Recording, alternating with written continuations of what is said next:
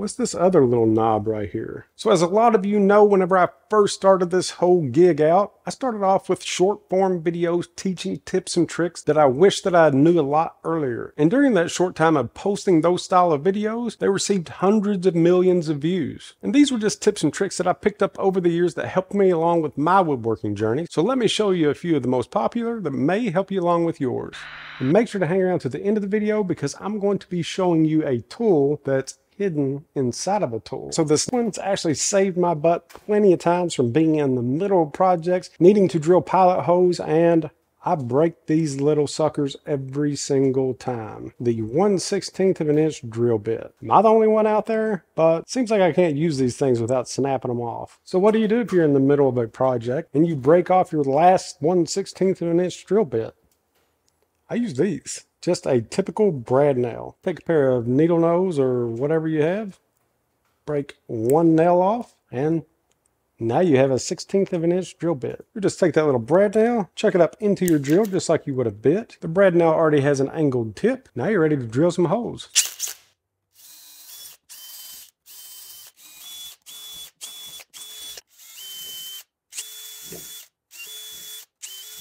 And I know that you probably think that that is a weird hack, but it works. Some of the best...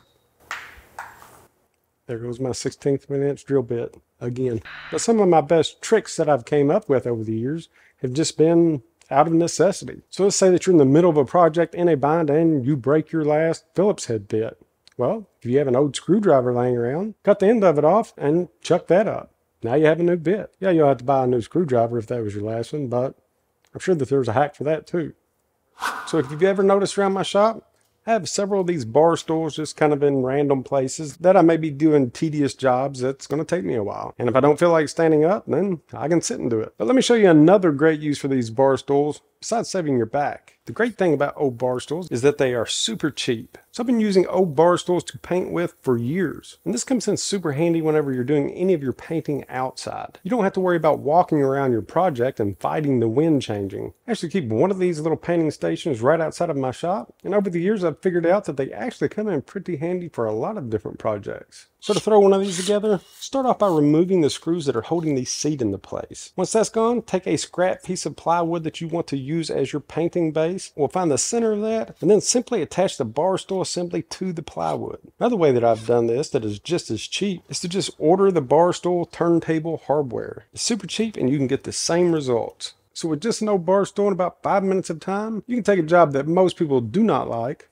painting, and make it a little bit easier. So this next little tip, I actually have to use it a lot more than I want to because you can't hardly buy straight material from the store anymore. So what do you do if you get home with a board that has a bow in it? And it's a pretty long board. So the problem is this board is 6 foot long and my fence is a lot shorter. So if I put the bowed side out, as I go to feed my board through to make my cut, you're actually sticking further out, kind of like in the shape of a banana this way. And as it goes through the saw, it starts to do the exact same thing on the opposite end. Because this fence can't support both of the tips, it ends up in the middle of that banana shape. And you just end up copying the exact same shape onto the opposite side. So to fix that, you need to use something against your fence that's as long as your board. So if you have a super straight piece of hardwood laying around, you could use that. Or I keep the 6 foot level close by. That works out perfect. So from this angle, you can see that there's almost a 1/4 of an inch of bow in this board.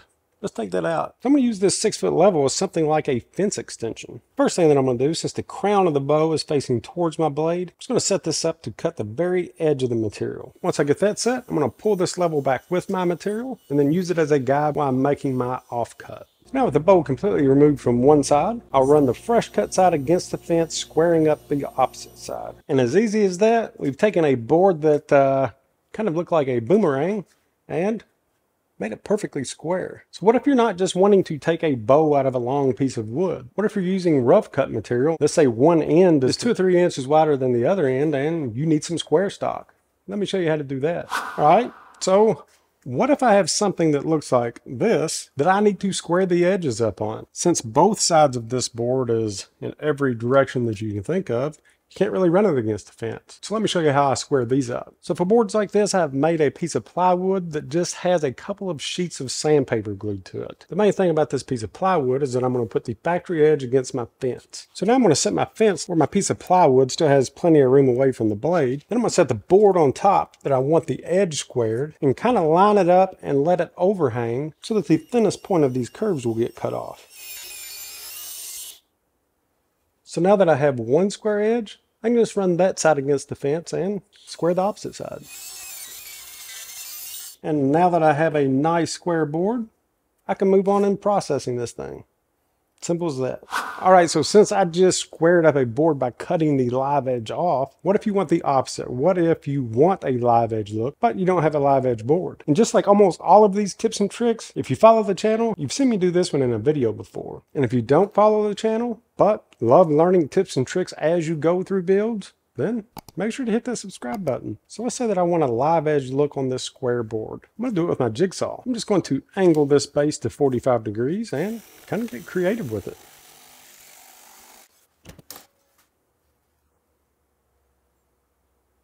Now with just some light sanding, you have a board that looks like it's live edge. So whenever I was cutting this piece out with a jigsaw, did you happen to notice my table clamp?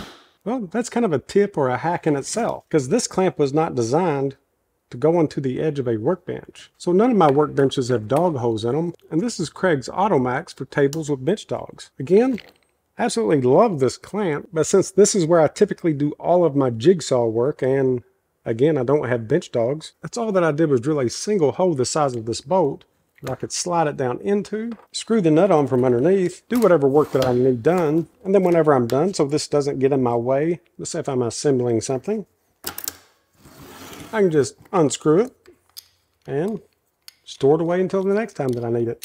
So here's another quick one, and I'm going to cover this because I've been asked about this from people that have came into my shop. Do the cords on your corded tools look like this? I know there's 100 different ways that people wrap up their cords, but let me show you how I do mine. So with the tool in your hand, first just make a loop, kind of like that. Hold it with your thumb and then start wrapping from the bottom.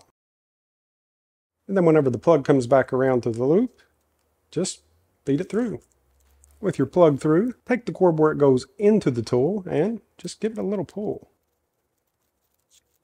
So now you have a nice, neat cord. And if you're into hanging your tools up, you have a loop to do just that.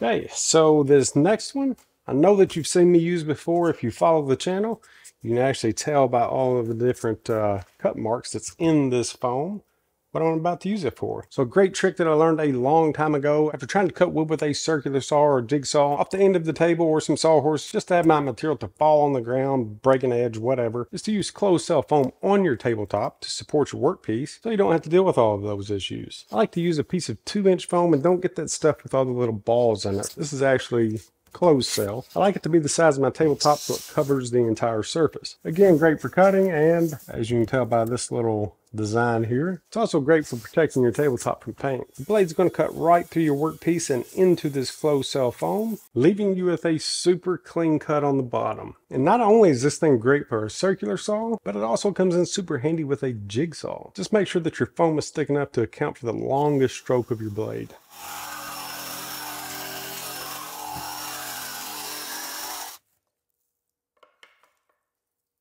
And what would be a good tips and tricks video without painter's tape? So if you're needing a really clean edge on your plywood, throw some painter's tape on before. Let's make a couple of cuts with and without.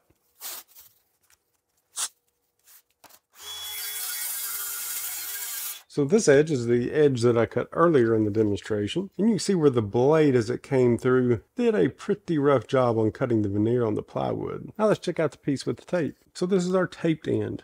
And you can see that it's a much cleaner cut. But kind of like the foam, this trick can pretty much be used on anything with a blade. So let's try it with a jigsaw.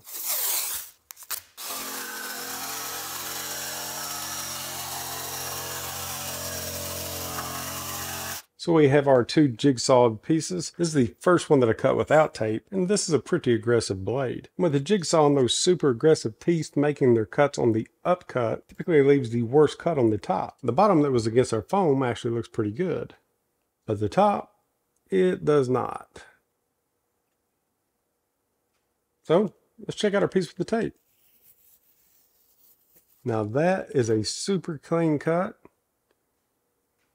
And the backside, super clean as well because it was against the foam. So here's a side-by-side comparison of the two. So if you want your finished product to look a little cleaner and save you a little time on sanding, use some painter's tape. And a super quick tip on a tip, whatever that is, if you cut your closed cell foam to fit your tabletop, cut it to where it's just a little bit shorter. That way whenever you're done with it, you just store it under the entire table in that little dead space that just collects dust. Okay, so this next one has to do with clamps. Of course, we can never have enough clamps, and we can never have enough clamps of certain lengths. Never fails that once you think that you have clamps that are long enough to do a big glue up, you don't have enough. So I'm just going to use this table as an example. So if you have a large glue up that you don't want to go out and buy specific clamps for, or super long pipes, just use what you have. You can just extend your clamps out, then join them together to make one super long clamp. This is a heck of a lot faster, easier, and cheaper than buying extra clamps or pipe that honestly you'll probably only use a few times. But just like anything else, there are several different ways that you can do different things, but there's also several tips and tricks that can make this process easier. So this last one involves a combination square, something that you all have probably all used, and if you haven't, definitely pick one of these babies up because they're handy for a little bit of everything. But the hidden tool inside of a tool is in this thing. So typically you have your little adjustment knob here. You can loosen this, slide this back and forth.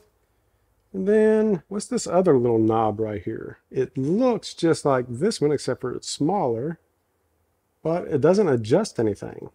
Give it a little pull. And there you have it. I actually use it for picking splinters out and things like that. But if you find yourself working on a project and you don't have a pencil or a marking knife, you can use this little baby. And honestly, I found this thing years ago just from curiosity. Rarely do I use it as a scribe. A lot of times I use it as a toothpick or digging out splinters. Any way that you look at it, it's actually a pretty handy little tool. Till next time, we'll see ya.